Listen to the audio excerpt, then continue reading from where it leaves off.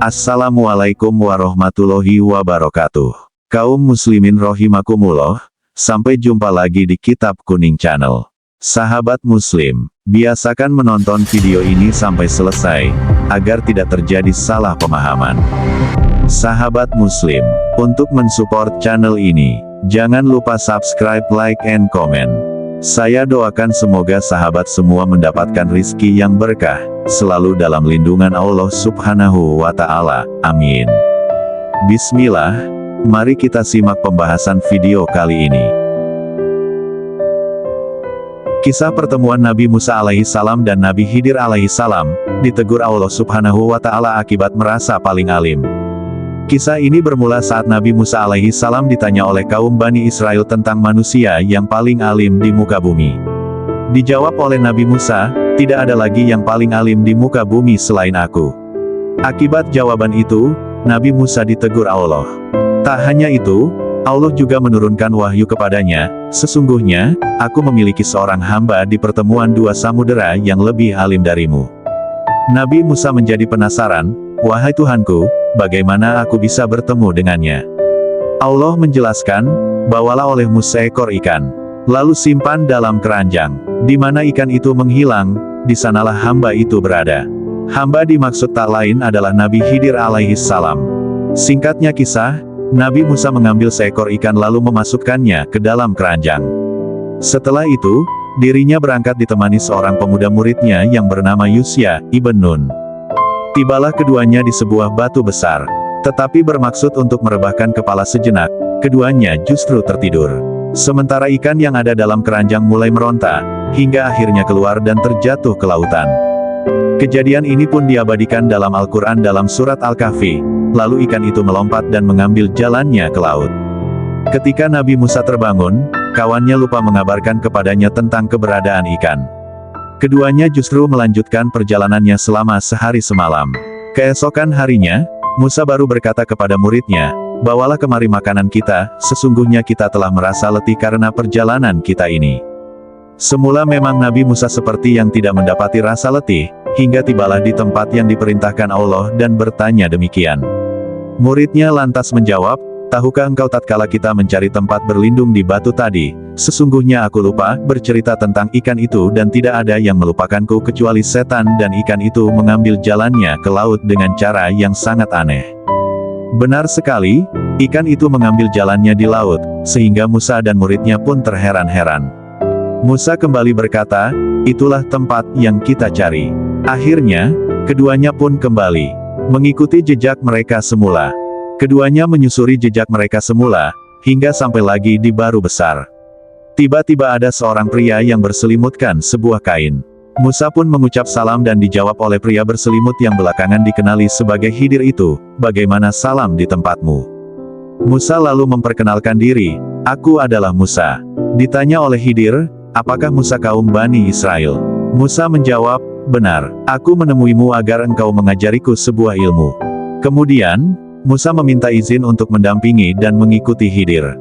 Namun, keinginannya itu diragukan oleh hamba saleh itu, sesungguhnya kamu sekali-kali tidak akan sanggup sabar bersamaku, wahai Musa, sebab aku memiliki sebuah ilmu Allah yang telah diajarkan kepadaku, namun tidak engkau ketahui.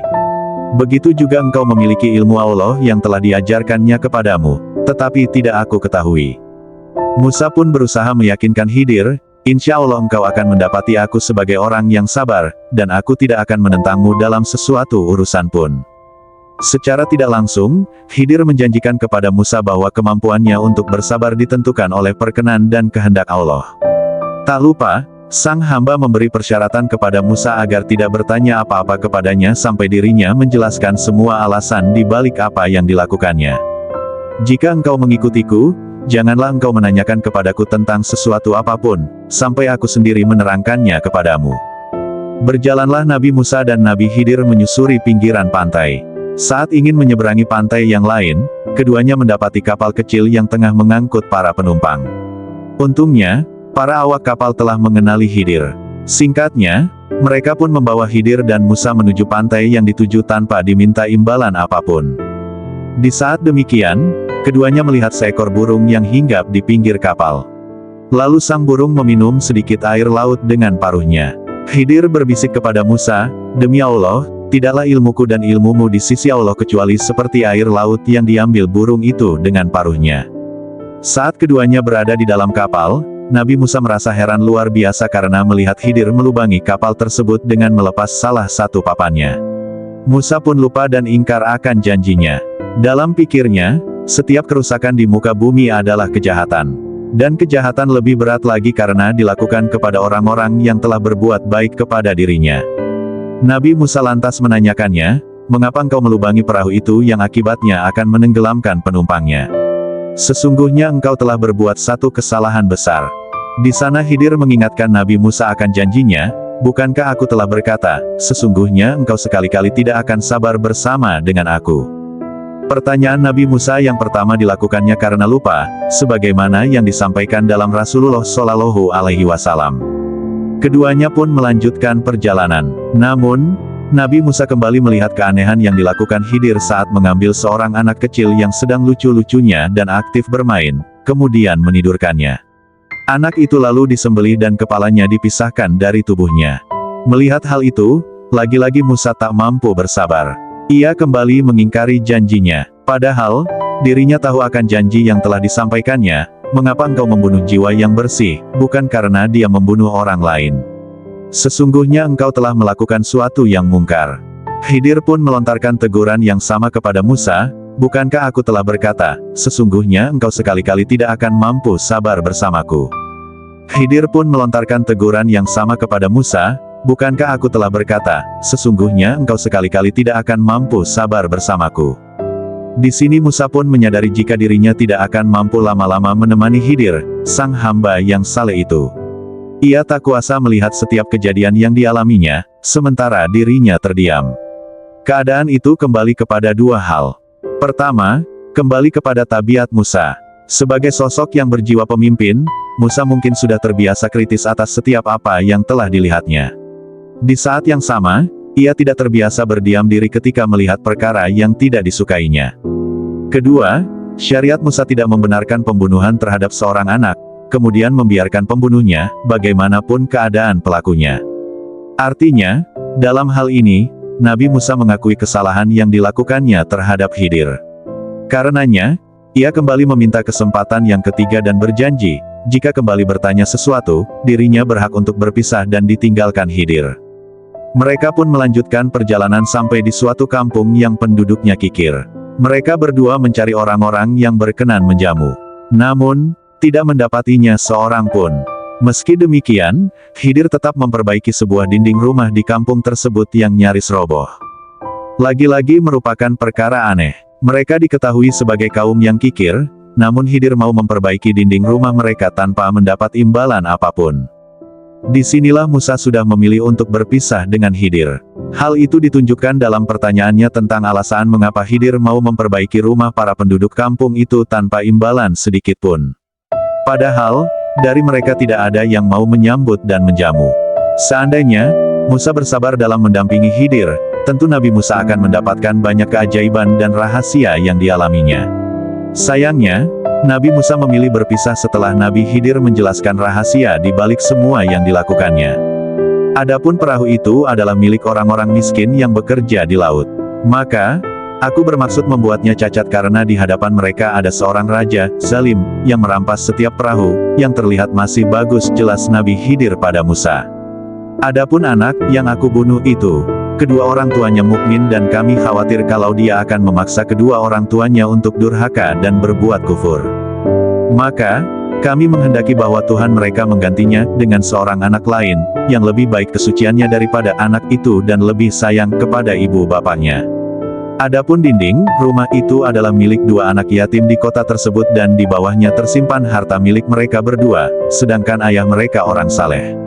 Maka, Tuhanmu menghendaki agar keduanya mencapai usia dewasa dan mengeluarkan simpanannya itu sebagai rahmat dari Tuhanmu. Aku tidak melakukannya berdasarkan kemauanku sendiri. Itulah makna sesuatu yang engkau tidak mampu bersabar terhadapnya, pungkas Khidir.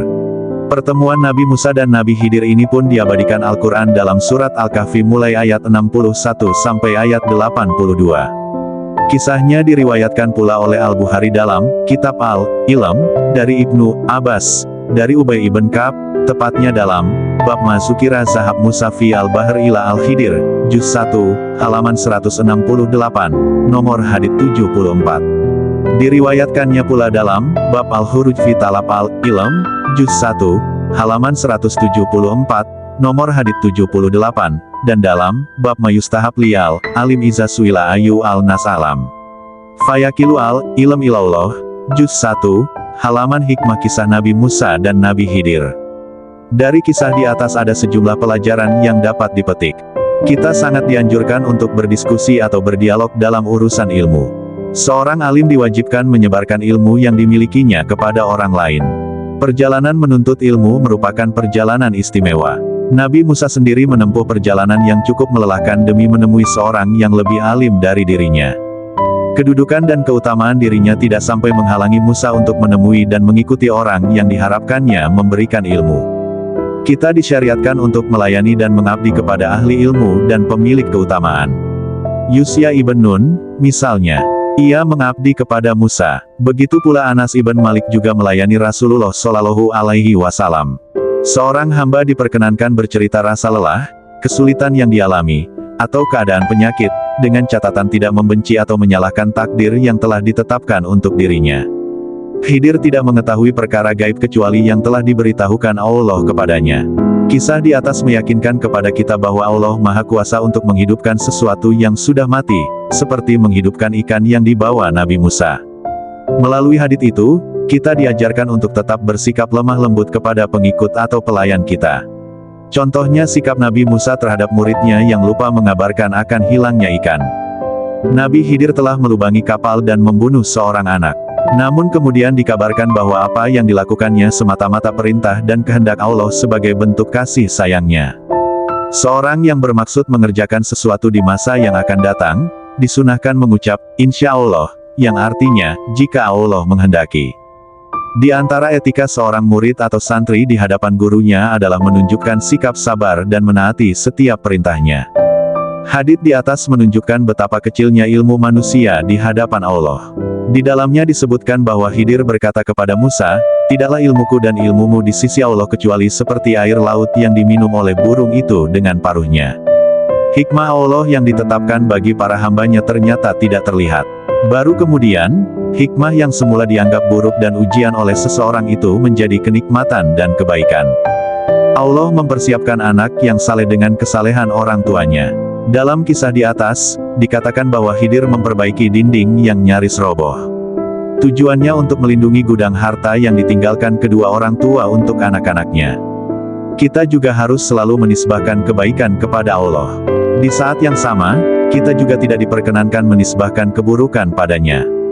Kita diperbolehkan melakukan sesuatu yang bahayanya lebih ringan demi menghindari bahaya yang lebih berat. Kita tidak dilarang untuk merusak sebagian harta demi menyelamatkan harta yang lebih banyak. Saat bepergian, kita disyariatkan untuk membawa perbekalan. Setelah menempuh perjalanan panjang, Musa meminta muridnya untuk mengambil makanan yang dibekalnya. Seseorang harus berhati-hati mengingkari pendapat para ahli ilmu dan orang-orang saleh. Berusahalah untuk mencari dasar pandangan dan alasan mereka mengapa bertentangan dengan dugaan orang kebanyakan. Lihat, Umar Sulaiman, Sahih Al-Qohas An-Nabawi, terbitan, Darun Nafais, tahun 1997, halaman 75. Wallahu alam. 217, nomor hadits 122.